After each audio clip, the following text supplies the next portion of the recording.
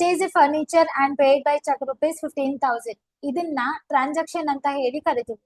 So ಪ್ರತಿ ಒಂದು transactions ನಲ್ಲೂ ನಾವು ಟೂ ಕಾನ್ಸೆಪ್ಟ್ಸ್ ನಾವು ಇಲ್ಲಿ ಐಡೆಂಟಿಫೈ ಮಾಡ್ಬೇಕಾಗತ್ತೆ. ಒಂದು ಪರ್ಚೇಸ್ ಫರ್ನಿಚರ್ ಆಗಿರುತ್ತೆ. ಫರ್ನಿಚರ್ ಬಂದು ಫಿಕ್ಸ್ಡ್ ಅಸೆಟ್ ಆಗಿರೋದ್ರಿಂದ ಪರ್ಚೇಸ್ ನ ತಗೊಳ್ಬಾರ್ದು, ಫರ್ನಿಚರ್ ನ ತಗೋಬೇಕು.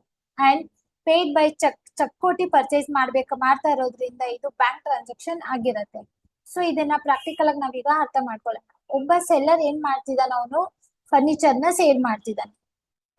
ಫರ್ನಿಚರ್ ನ ಸೇಲ್ ಮಾಡಿದ್ಮೇಲೆ ಪರ್ಚೇಸರ್ ಏನ್ ಮಾಡ್ಬೇಕು, in the form of cash ಅವನು ಇಲ್ಲಿ ಫರ್ನಿಚರ್ ನ ಪರ್ಚೇಸ್ ಮಾಡಿದ್ದಾನೆ. ಈಗ ರೂಲ್ಸ್ ನೋಡೋಣ. ಈಗ ಇಲ್ಲಿ ಟೂ ಕಾನ್ಸೆಪ್ಟ್ಸ್, ಒಂದು ಫರ್ನಿಚರ್ ಆಗಿತ್ತು, ಇನ್ನ ಒಂದು ನಮ್ಗೆ ಇಲ್ಲಿ ಬ್ಯಾಂಕ್ ಆಗಿತ್ತು.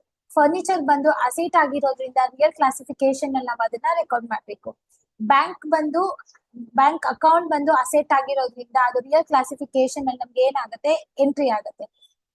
ಫರ್ನಿಚರ್ ಪರ್ಚೇಸ್ ಫರ್ನಿಚರ್ ಅಂದ್ರೆ ನಮ್ಗೆ ಫರ್ನಿಚರ್ ಬರ್ತಾ ಇದೆ, ಹಾಗಾಗಿ ಡೆಬಿಟ್ ವಾಟ್ ಕಮ್ಸ್ ಇನ್ ಅಂತ ಹೇಳಿರೋದ್ರಿಂದ ಫರ್ನಿಚರ್ ನ ನಾವಿಲ್ಲಿ ಡೆಬಿಟ್ ಮಾಡ್ಬೇಕು.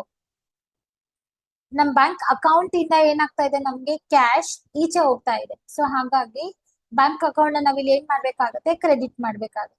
ಇದ್ರ ಟ್ರಾನ್ಸಾಕ್ಷನ್ ನೋಡಿ, ಜನರಲ್ ಎಂಟ್ರಿ ಬಂದು furniture account data to bank account being furniture purchase and paid by cheque. Amount ಇಲ್ಲಿ 15,000 ಇದೆ, 15,000 ನಾವಿಲ್ಲಿ ಡ್ರಾ ಮಾಡ್ಬೇಕಾಗುತ್ತೆ.